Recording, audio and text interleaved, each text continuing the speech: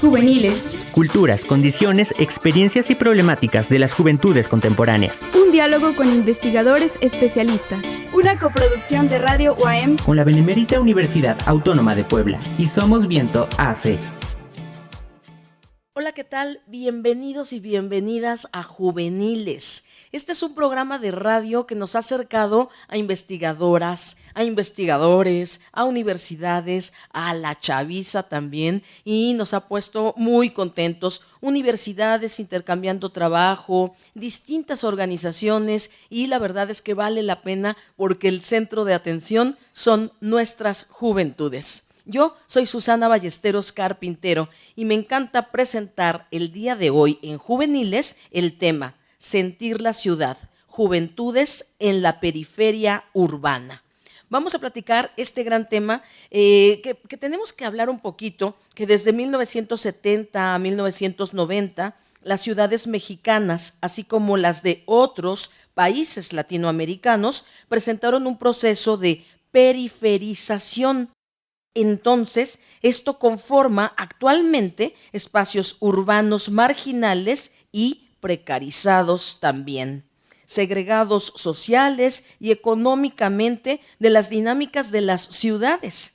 Esas condiciones sociales que viven las y los jóvenes moldean en gran medida la experiencia juvenil y sus vínculos con la ciudad, así como las maneras de inclusión desigual de experimentar y sentir la ciudad en el día a día.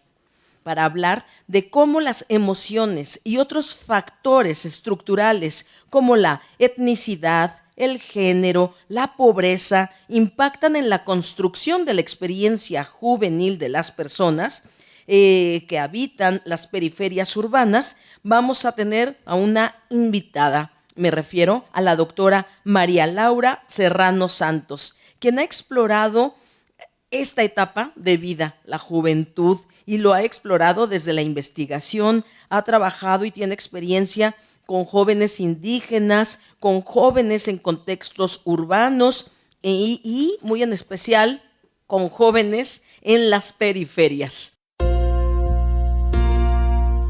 Sentir la ciudad, juventudes en la periferia urbana, por la doctora María Laura Serrano Santos. Doctora en Antropología por el Centro de Investigaciones y Estudios Superiores en Antropología Social.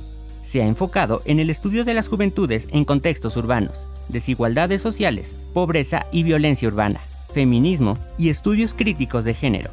Ha colaborado en proyectos sociales desde organizaciones no gubernamentales sobre temas relacionados a la promoción y defensa de los derechos de las mujeres, de las y los jóvenes, equidad de género, prevención de violencia y cultura de paz. También ha participado en proyectos e investigaciones académicas sobre educación, consumo y violencia en ámbitos institucionales, organizaciones de la sociedad civil, del gobierno federal y de la Ciudad de México. Cuenta con publicaciones de divulgación científica, capítulos de libros y un libro de su autoría. Actualmente realiza una estancia postdoctoral en la Universidad Autónoma de Querétaro y es docente en el Doctorado de Estudios Críticos de Género de la Universidad Iberoamericana y en la Licenciatura de Etnología de la Escuela Nacional de Antropología e Historia. Desde 2022 pertenece al Sistema Nacional de Investigadores del CONACYT. Sin más, yo quiero darle la más cordial bienvenida a la doctora María Laura Serranos Santos. ¿Cómo estás? Hola, pues bien, muy contenta de estar aquí en este espacio. Muchas gracias por la invitación, a mi compañera y amiga Perla, a Hugo por hacer posible este espacio y también por la audiencia, y a Ale también por la audiencia, por el espacio y sobre todo por darle un lugar, ¿no? a pues esta necesidad de hablar de las juventudes y de las problemáticas que atraviesan en relación a la violencia, ¿no? Pues muchísimas gracias y tienes razón, has nombrado a un gran equipo y un gran equipo que nos ha llenado de juventudes, desde su tema como expertas y expertos, pero también estas vivencias y estas dinámicas y como tú lo dices, este programa de radio, en algunos de los programas en esta segunda temporada hemos tenido incluidas a las juventudes, distintos grupos, distintos estudiantes y esto nos da otro rumbo y otro síntoma de cómo lo viven en cada uno de los temas. También hay reacciones de otros centros de investigación. Saludo al CRIM de la UNAM, Centro Regional de Investigaciones Multidisciplinarias, que ya van a buscar a Ale porque quieren participar en la tercera temporada, y yo espero que este esfuerzo siga creciendo porque justo ha puesto el dedo en la llaga y se trata de las juventudes. Este momento de vida, pero este momento social que también les toca vivir. Vamos a empezar. En este programa se ha comentado ampliamente que es necesario entender los contextos donde viven los jóvenes. De acuerdo a lo que tú has explorado, doctora, ¿cuáles serían los factores que marcan diferencias en la experiencia juvenil entre jóvenes indígenas y no indígenas que habitan las ciudades? Sí, bueno, de entrada, la condición étnica o la pertenencia a un grupo étnico es un marcador social muy importante que constituye una condición de desigualdad, ¿no? Entonces, ya el solo hecho de pertenecer a un grupo étnico o de tener una ascendencia indígena marca desigualdades en relación a las y los otros jóvenes, otras jóvenes que pueden habitar el mismo espacio o las mismas ciudades, ¿no? Si a eso se le acumulan otras condiciones, como la misma condición de juventud, pues hay todavía más desigualdad, ¿no? Porque no es la misma manera ni la misma experiencia en la que se habitan las ciudades al ser adultas, adultos, niños, niñas o jóvenes, ¿no? Cada etapa de vida tiene sus particularidades y las ciudades generalmente están dispuestas y pensadas para cierto tipo de sujetos, ¿no? Generalmente sujetos hombres, varones, adultos en edad productiva, que tienen cierto tipo de trabajos, cierta movilidad. Entonces las ciudades se disponen y se organizan a partir de esa lógica. Y en relación a eso, las juventudes, digamos que quedan no tan pensadas y tan integradas a la dinámica urbana y a la disposición urbana, más que en relación a veces a intereses capitales, ¿no? y mercantiles, pero pues en realidad quedan un poco en segunda o tercera opción y disposición, ¿no? Dentro del espacio urbano, y si a eso se le acumula no solo la condición de juventud, sino las condiciones, por ejemplo, étnica o la condición de género, la condición de territorio, es decir, qué espacio habitas en la ciudad a la que perteneces o en la que se está desenvolviendo tu vida, pues lo que vemos es una acumulación de ventajas de ciertos sujetos y de desventajas de otros y otras sujetos, ¿no? Claro, no es lo mismo vivir en el centro de la ciudad capital que vivir en un municipio o a la orilla de o incluso a la orilla o en las colindancias de una ciudad con otra. Aquí hay condiciones de vida y espacio que habitamos y que afectan. Y tienes toda la razón, cuando todos, en cualquier momento de la vida, tendríamos que sentirnos orgullosos de una naturaleza indígena, del propio mestizaje. Realmente somos como complicados y a eso lo ponemos como una carga y estigma, y entonces es doblemente complicado pertenecer. Y esa palabra, pertenecer, ser parte de un grupo, reconocerte, es una profunda necesidad humana, pero ¿tú crees que se marca en la juventud? Sí, por supuesto. Esta necesidad de reconocimiento, de ser reconocidos como sujetos completos, no sujetos en transición ni incompletos o que dependan cada vez es más complicado, ¿no? Porque hay pocos espacios en los que se nos permite o se les permite a las juventudes de ese momento obtener ese reconocimiento, ¿no? No solo como sujetos plenos de derechos, sino como sujetos completos, ¿no? Sujetos que pueden ser autónomos, que pueden tomar decisiones, que tienen una agencia. Y muchos espacios no cuentan con o no disponen, ¿no? de los recursos y de las oportunidades suficientes para que se desarrollen ciertas habilidades, ¿no? Las escuelas, por ejemplo, siguen siendo pensadas desde una especie como de restricciones o de contener a las juventudes, ¿no? Como si se fueran a desbordar y alocar y hacer una revolución que nadie pueda controlar, ¿no? Entonces, lo que se tiende a hacer es a contenerlas. Y en los espacios que encuentran en la ciudad o en las ciudades, pocos son dispuestos desde sus propias necesidades y demandas, ¿no? Yo quisiera doctora María Laura Serrano Santos, que me ayudes a imaginar estos espacios a los que te refieres. Sí, puedo entender, en una ciudad capital está cerca la escuela y una clínica y un parque, y si nos vamos alejando de las capitales se pone complicado. Si nos vamos a las periferias te queda, aparte de más largo el trayecto, mucho más costosos. Pero descríbeme más, ¿cómo habitamos los espacios? ¿Cómo se vive la juventud, estas vivencias desde las periferias? Uh-huh. Sí, bueno, de entrada es importante señalar que una parte de nuestro reconocimiento como ciudadanos tiene que ver con el acceso al espacio público. Y lo que vemos, la tendencia de las ciudades, cada vez va más en aumento la carencia y precariedad de los espacios públicos.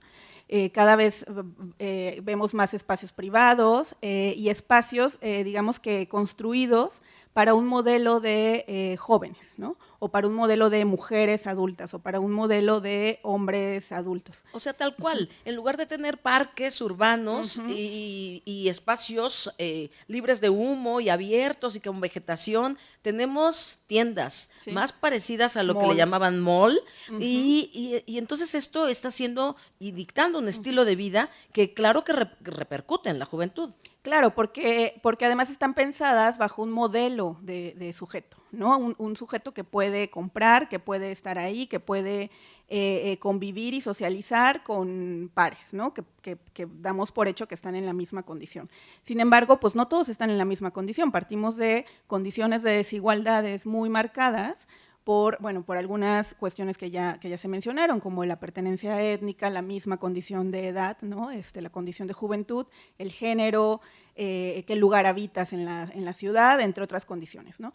Pero también ahí entran otras cuestiones, ¿no? O sea, qué tanto acceso tienes a poder consumir, ¿no? Al consumo de los objetos que se disponen en esos espacios, ¿no? Entonces, en lugar de pensar en espacios públicos abiertos, de acceso abierto y limitado para las juventudes, en donde puedan ellos y ellas mismas crear dentro de esos espacios sus propios espacios, o sea, apropiarse de ese espacio, ponerle su sello, no sé, realizar prácticas que digamos que responden a sus necesidades de jóvenes.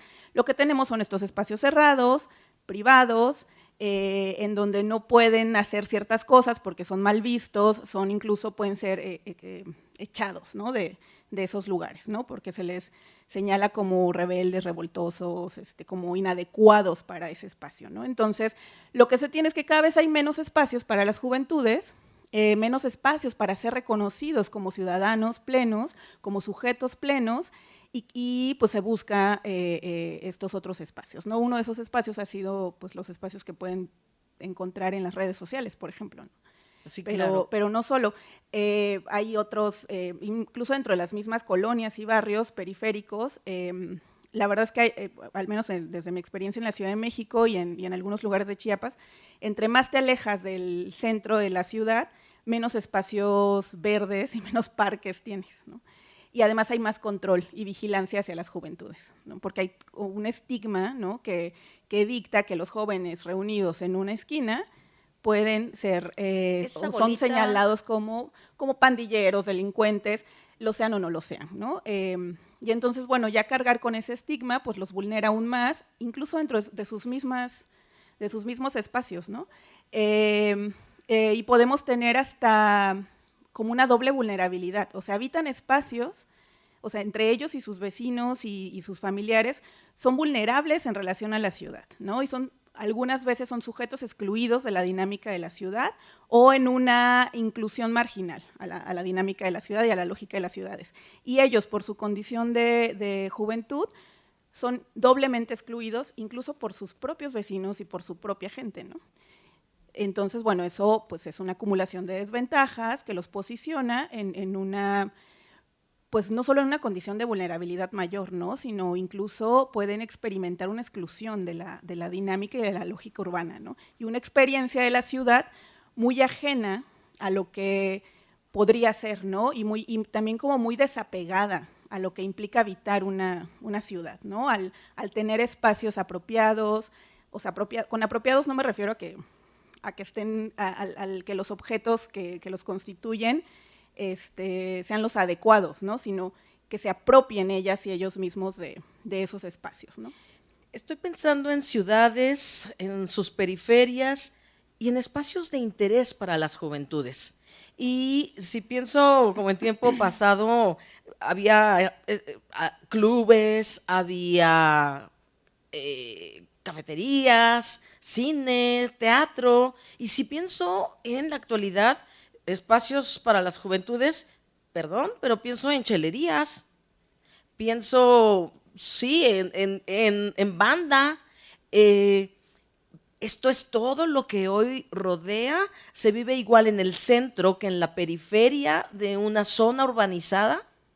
No, la experiencia de la ciudad en relación a los espacios públicos y a los espacios de esparcimiento se vive de manera diferente, ¿no? De entrada, pues pesa mucho el estigma, ¿no? No es lo mismo que estés en el centro, en la calle, en el centro de una ciudad, en la calle caminando, a que estés en una colonia, un barrio pues señalado como peligroso o estigmatizado como peligroso y tú como joven estés caminando o estés reunido con tus vecinas, ¿no? Hay estigma ahí del lugar que estás habitando en la ciudad. Sí. De entrada, pues eso cambia, ¿no? Y la disposición de espacios que hay, pues sí cambia, porque en un centro de una ciudad puedes encontrar muchas opciones por supuesto privadas, ¿no? De espacios de consumo, donde necesitas tener cierto poder adquisitivo para poder estar ahí, ¿no? Y sentirte incluido, pero también puedes encontrar otros espacios que no necesariamente pues necesitas consumir tanto, ¿no? No, bueno, o esas opciones buenísimas de todo a 25. Está sorprendente. Me parece un gran truco de mercado. Sí. Pero bueno, luego en lo que sucede en los barrios y colonias de las periferias es que no hay muchos de esos espacios, ¿no? Y los espacios que luego encuentran son, a veces, los pocos espacios verdes que hay, bueno, no sé aquí en Morelos, pero en la Ciudad de México, bueno, en algunos espacios construyeron como áreas verdes muy pequeñas con unos aparatos ahí para hacer ejercicio que a veces ni siquiera son adecuados o aptos, a veces estás bajo el sol sin un árbol, ¿no? No, llegas y están hirviendo. O sea, no los puedes ocupar, o están muy solitarios, no sé. O sea, la disposición digamos que no es la adecuada, pero bueno, hay ahí una esquinita que tiene un arbolito, que tiene un lugar donde te puedas sentar y bueno, ok, pues ese puede ser el espacio que tengas para reunirte con tus amigos, con tus compañeros. Con tus pares. Y lo más importante de los espacios no es el espacio en sí mismo, sino lo que puede constituir ese espacio, que pueden constituir espacios de socialización y de resocialización. Doctora, hay un tema que me está ya escociendo y es con estas distribuciones del espacio que habitamos, que son diferentes dependiendo del lugar que habites en la ciudad o en el pueblo o en cualquier colonia incluida o barrio, ¿cómo se sienten los chavos? Quiero pensar en sus emociones. La juventud tiene que, bueno, involucra en cada momento su mundo emotivo, emocional. Entonces quisiera que me empieces a platicar de eso y después también que me presentes algo de música. Ok, de música de antaño, viejitas pero bonitas. Pero para jóvenes también. Ok, bueno, voy a pensar. Sí, bueno, a mí algo que me ha interesado mucho en mi trabajo ha sido explorar la dimensión emocional en la manera en la que se habitan los espacios, ¿no? Y también en el proceso de socialización de las juventudes, no solo por ser jóvenes, ¿no? O sea, todos los sujetos sociales, seamos jóvenes, adultos mayores, pues tenemos una dimensión emocional, ¿no? Tenemos subjetividades y la importancia que para mí ha resultado en estudiar las emociones y los afectos ha sido ver la manera en la que afectamos y somos afectados, ¿no? En la que afectamos los espacios y la ciudad y cómo somos afectados por estos espacios, ¿no? Pero ¿cómo que afectamos? Sí. La cuestión de habitar no solo es residir en un espacio, no solo es que ahí esté tu casa y llegas y haces tus cosas y te duermes y conoces a tu vecino y medio que platicas un poco, o sea, no nada más implica el ocupar ese espacio, ¿no? Sino implica marcar al espacio con memorias, o sea, uno tiene todo el tiempo referencias, y muchas de estas experiencias y estas referencias nos van dando sentido de pertenencia y de identificación, ¿no? Entonces hay ciertos elementos de nuestras colonias, de nuestros barrios, que nos identifican como parte de ese barrio o de ese lugar en la ciudad, ¿no? Por ejemplo, puede ser cuestiones materiales, como si en mi barrio está el DIF, ¿no? O sea, eso implica que va a haber un cierto número de gente a ciertas horas del día, entonces yo me tengo que mover de cierta manera, entonces voy creando referentes que identifican ese espacio, o los centros educativos que hay en la colonia, o los espacios públicos como parques, si hay una cancha, si la cancha está abierta o tiene estas rejas en donde solo pueden entrar, se supone que son espacios públicos, pero está cerrado y solo pueden entrar cuando los que juegan fútbol, ¿no? Sí. O si es un lugar, por ejemplo, en algunas periferias que yo he trabajado en la Ciudad de México, pues son lugares con una contaminación ambiental muy dramática, ¿no? O sea, estoy hablando de ríos que son ríos de basura, ¿no? O sea, que son focos de infección importantes, y eso es el día a día, ¿no? Es lo que transitas todos los días para ir a la escuela, para ir al trabajo, para ir a donde quieras, pasas por el río de basura, ¿no? Entonces, eso va generando una experiencia, ¿no? De cómo es tu lugar y qué lugar ocupas dentro de la ciudad. Y también están estos otros condiciones simbólicas, que tiene que ver, sí, con las condiciones materiales, pero también el sentido y el significado que le damos a esos referentes que encontramos en el espacio que habitamos, ¿no? Entonces, por ejemplo, la basura va más allá de ser basura, va más allá de ser un desecho, ¿no? Se puede trasladar a ti mismo, o sea, uno encarna esas condiciones o esas cuestiones materiales, y entonces uno se vuelve el desecho de la ciudad, ¿no? La basura de la ciudad. Entonces, tu experiencia de la ciudad ya no es la misma experiencia de alguien que vive en una zona privilegiada, ¿no? O en el centro de la ciudad, o en una zona de clase media, en donde no pasas un río de basura, ¿no? En donde no hay un basurero ahí al lado, ¿no?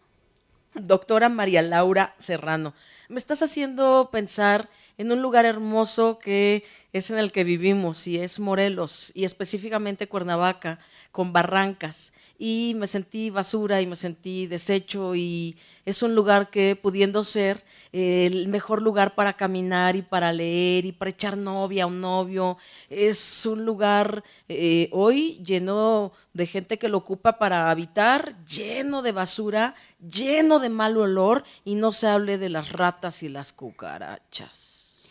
Déjame hacer una pausa, por favor, lloraré un minuto y regresamos al aire. Estamos de regreso en Juveniles para continuar con la reflexión sobre las juventudes contemporáneas. Estamos de regreso. Sentir la ciudad. Juventudes en la periferia urbana. Juveniles, es esta producción radiofónica que hoy es acompañada con la doctora María Laura Serrano Santos. Doctora, estamos hablando de lugares que terminan llenando nuestra memoria, siendo una referencia de pertenencia, nuestro barrio, nuestro pueblo. Yo citaba nuestras barrancas, incluso algunos puentes peatonales, pero esto está complicado. Platícanos más de todo lo que has involucrado entre tu trabajo de estudio y las emociones de las juventudes y este análisis de cómo habitamos la ciudad. Sí, otra cuestión importante de cómo están las condiciones de los lugares que habitamos y cómo habitamos los lugares, pero los lugares nos habitan. Y esto que decía de cómo los desechos, pues bueno, también encarnamos, ¿no?, parte de esas condiciones materiales y las subjetivizamos y nos convertimos de alguna manera en el desecho, los desechos de ciertos espacios urbanos, ¿no?, o para ciertos otros ciudadanos y ciudadanas que habitan esas ciudades. También hay algo que recalcar bueno, al menos de los lugares donde yo he hecho trabajo de campo, que tiene que ver con que son espacios de muerte, ¿no? No solo es el que lleguen y arrojen la basura y esté ahí concentrada la basura, también hay pues cuerpos, ¿no?, que de repente emergen en esos ríos de basura, hay desechos. O en la periferia. Sí, humanos, y algo que a mí me ha marcado mucho, sobre todo de uno de los barrios de la Ciudad de México, es considerado uno de los barrios más peligrosos, que no es Tepito, ¿no? Porque uno siempre piensa en, ¿Cuál en es? Tepito. Dinos, ¿cuál es? Se llama Barrio Norte, está en la alcaldía Álvaro Obregón. Saludos, banda. Oye, Al poniente muy cerquita de Santa Fe, en este contraste, ¿no? Y desigualdades en las que pueden estar organizadas las ciudades. Y algo que me ha marcado mucho es que, pues si bien es un barrio, una colonia, pues que tiene los servicios urbanos, pues al menos los básicos, ¿no? La puedes ver limpia, pero algo que salta mucho es la cantidad de cruces que te puedes encontrar en las banquetas. O sea, uno transita sobre los muertos y las muertas, en su mayoría jóvenes, varones, entre 17 y 22 años, que han caído ahí. De hecho, las jóvenes con las que yo trabajé en esta colonia le llaman las cruces de los caídos, ¿no? Y con los caídos se refieren a estos jóvenes que han muerto en balaceras, ¿no? En enfrentamientos cruzados entre por pelearse diferentes... el territorio, la plaza. Sí, ahí hay un conflicto entre dos grupos asociados al narcotráfico, el crimen organizado, más la policía cuando interviene, y muchas de estas muertes han sido causadas por estos enfrentamientos, otras veces son por encargo, ¿no? O sea, y por venganza, tú ya mataste a uno de mi bando, entonces yo te mato a otro. Y bueno, esa es la cotidianidad de muchas y muchos jóvenes que habitan la Ciudad de México, ¿no?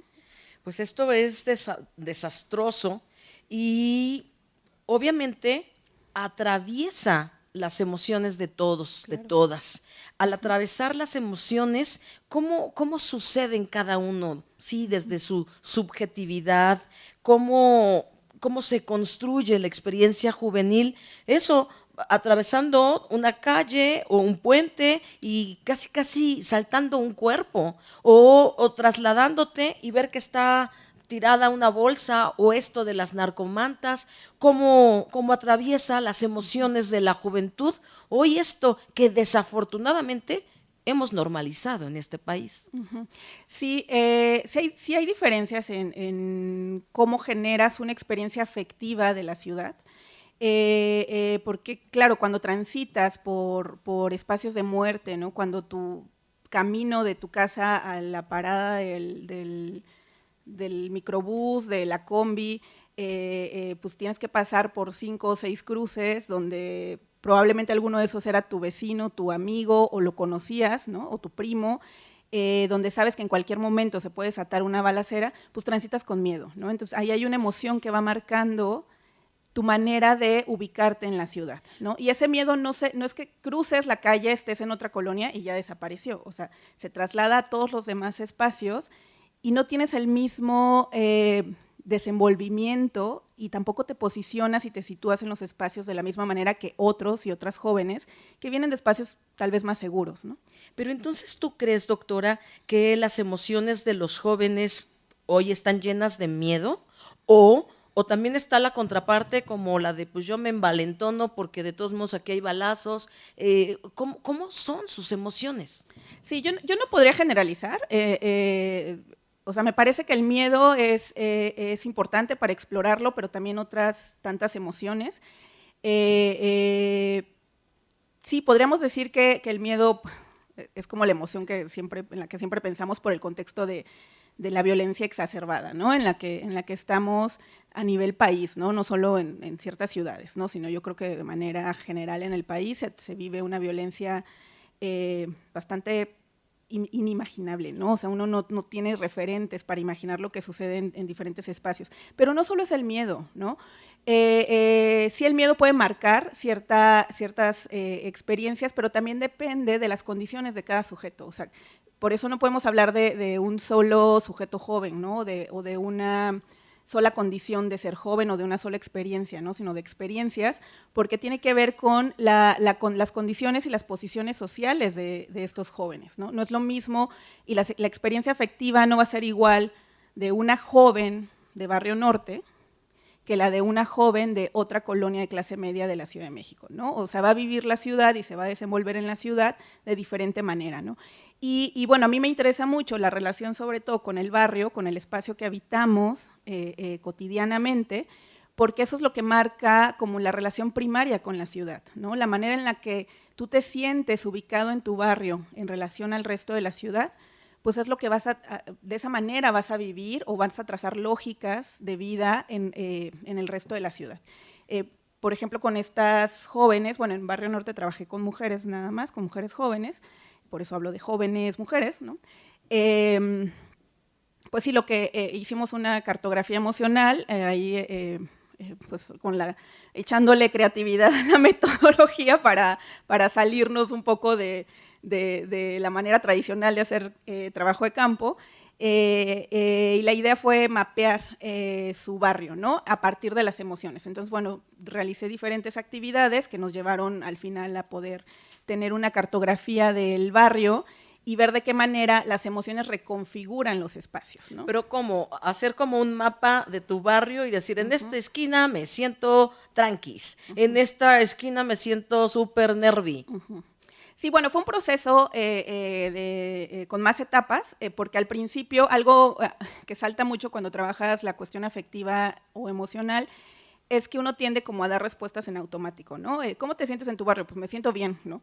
O bueno, tu barrio es violento. No, no es violento porque pues sí, es violento para ti que no vives aquí, pero para mí no. Así somos los de barrio.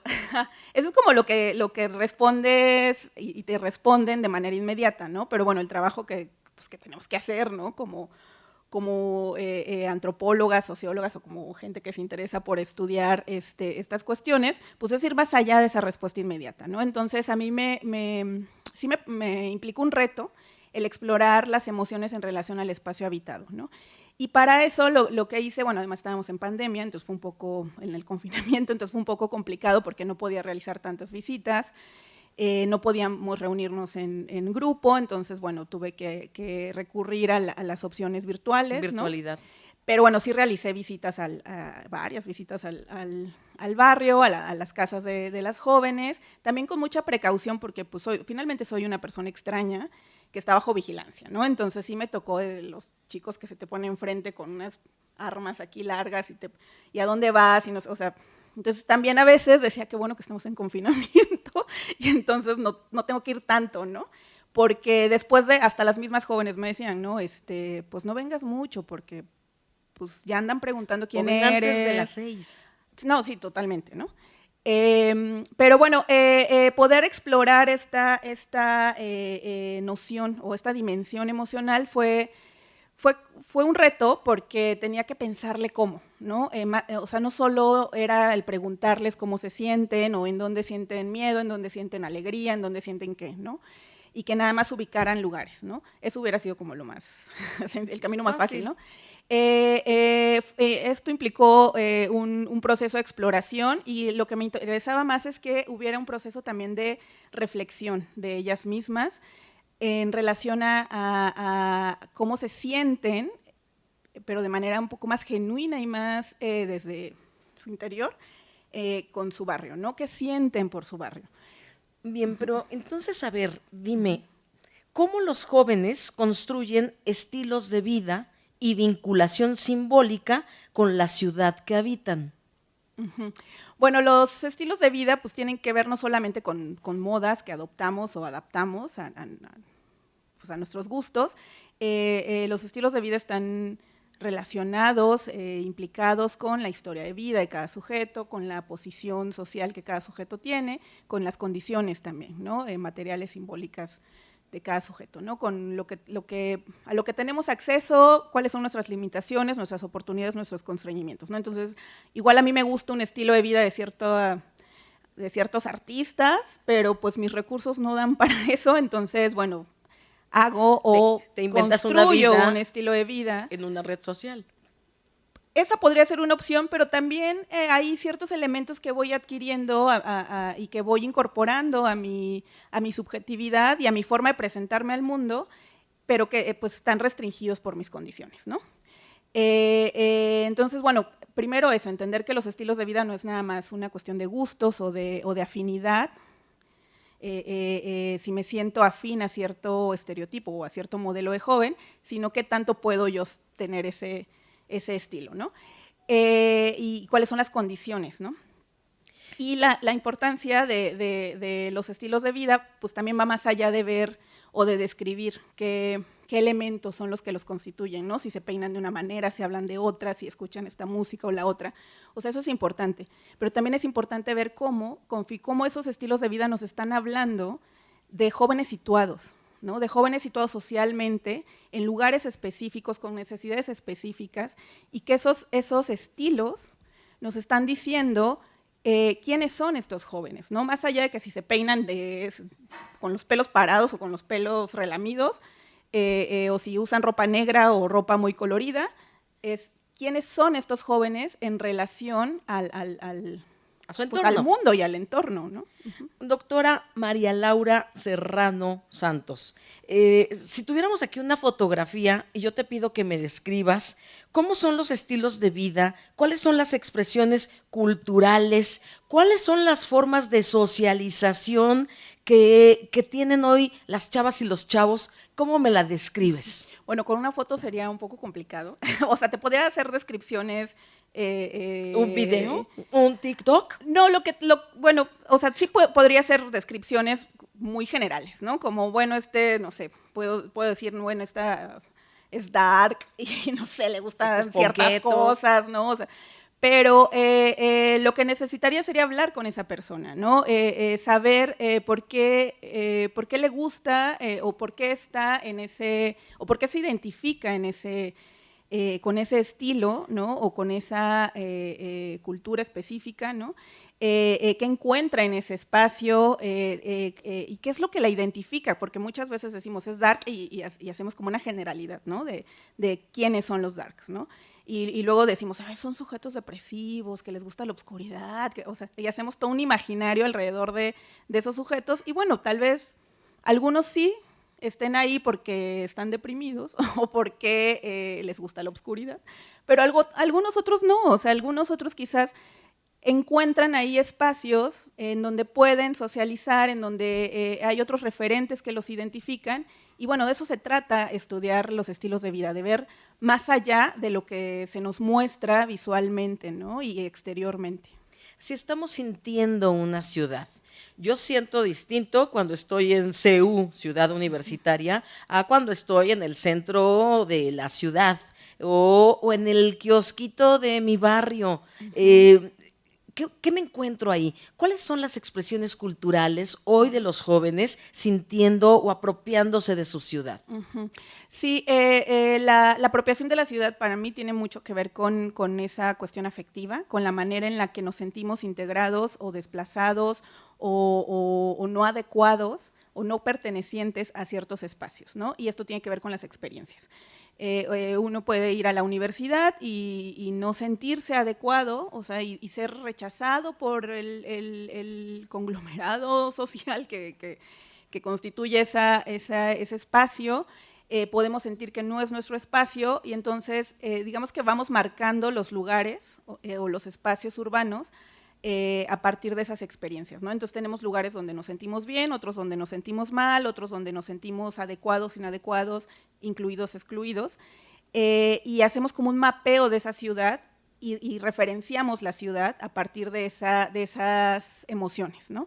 Y hacemos algo que yo en algún momento llamé, ahorita me lo cuestiono un poco, pero bueno, en un primer acercamiento a las emociones y al espacio urbano, yo llamaba circuitos espacioemocionales, ¿no? Entonces nos movemos por la ciudad de acuerdo a las necesidades que tenemos en relación a la educación, al trabajo, a otro tipo de relaciones, ¿no?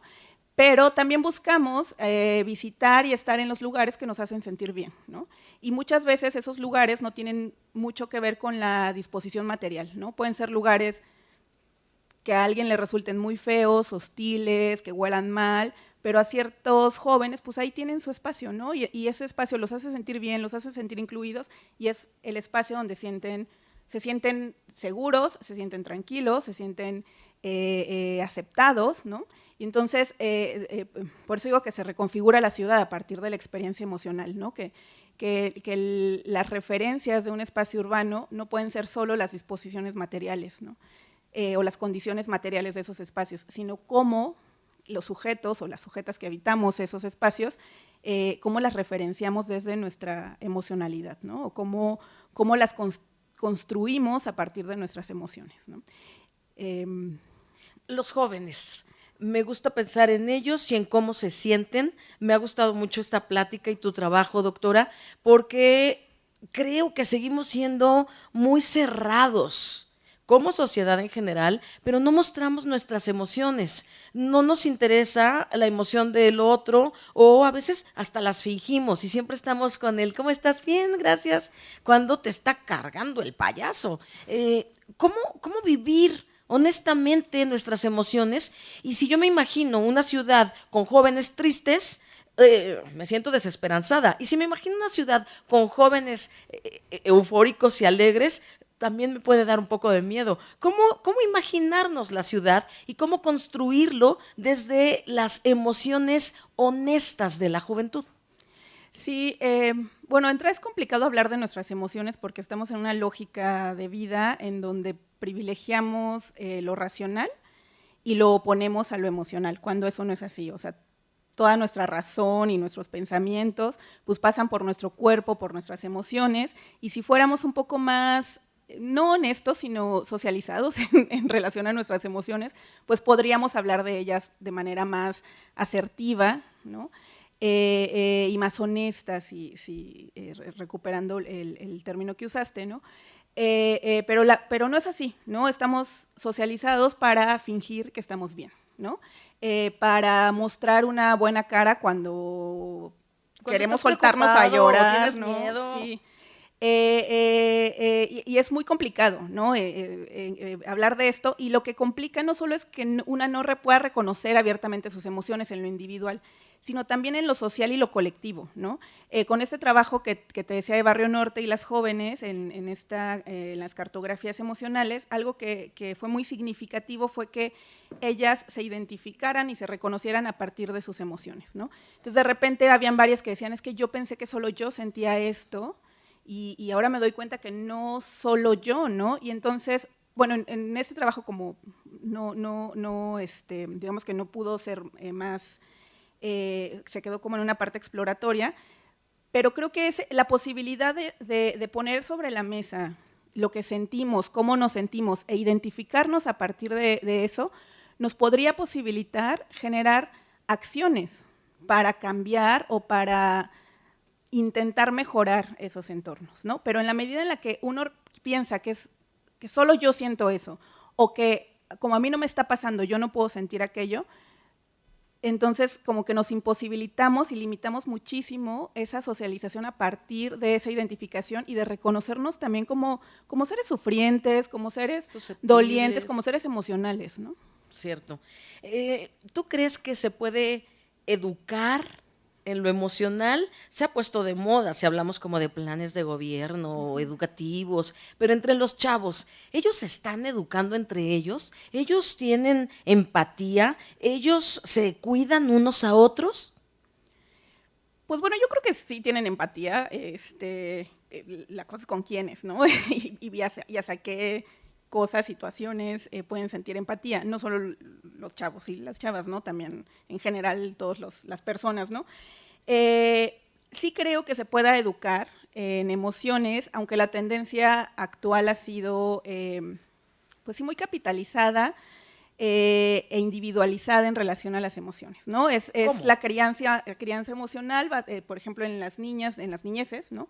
Basada en lo que tú como individuo sientes, ¿no? Entonces el niño está frustrado y grita y rompe y llora y hay que dejarlo porque está mostrando sus emociones. Sí, pero pues pertenecemos a un colectivo, ¿no? A donde vayamos estamos en colectivo, ¿no? Porque somos seres que estamos todo el tiempo conviviendo en sociedad, ¿no? Y estamos haciendo y deshaciendo la sociedad constantemente, ¿no? Lo social. Entonces, en lugar ok, está bien que el niño o la niña demuestre su frustración y que tenga ese espacio, pero ¿qué tal si pensamos en cómo mostrar las emociones en colectivo? Y quizás la frustración de esa persona pueda disminuirse, porque quizás su frustración viene de que el compañerito no le quiere prestar el juguete y entonces se frustra, no sabe cómo actuar. Bueno, entonces si generamos formas de interacción y de socialización desde este pensar en el otro y de pensarnos a partir del otro y de reconocernos también en la otra persona emocionalmente, quizás sí podamos generar sociedades más emocionales, quizás, ¿no? Pero la tendencia es al contrario, ¿no? Es una tendencia a individualizar lo emocional. Pues tenemos mucho que hacer y yo creo que tenemos mucho que aprender de las juventudes y copiarles formas de empatía, formas de comunicación, proyectos de vida, esta forma de enfrentar, esta es mi realidad, este es mi estilo y no lo quiero cambiar. Tenemos mucho que aprender de los chavos y las chavas y dejar de pensar que son personas en proceso, porque están creciendo, son personas, sí. Punto final y se acabó. Y qué bueno que los tengamos, juventudes sigan llenando de vida nuestras vidas. Muchas gracias, doctora María Laura Serrano Santos. No, gracias a ustedes por el espacio y bueno, ojalá sigamos conversando en otros momentos. Claro que sí. Sigan nuestras redes sociales. Esto es Juveniles. Gracias a todos. Yo me despido ya. Soy Susana Ballesteros, carpintero. Nos escuchamos la próxima semana en Juveniles, espacio de reflexión y análisis sobre juventudes. Una coproducción de Radio UAM con la Benemérita Universidad Autónoma de Puebla y Somos Viento AC.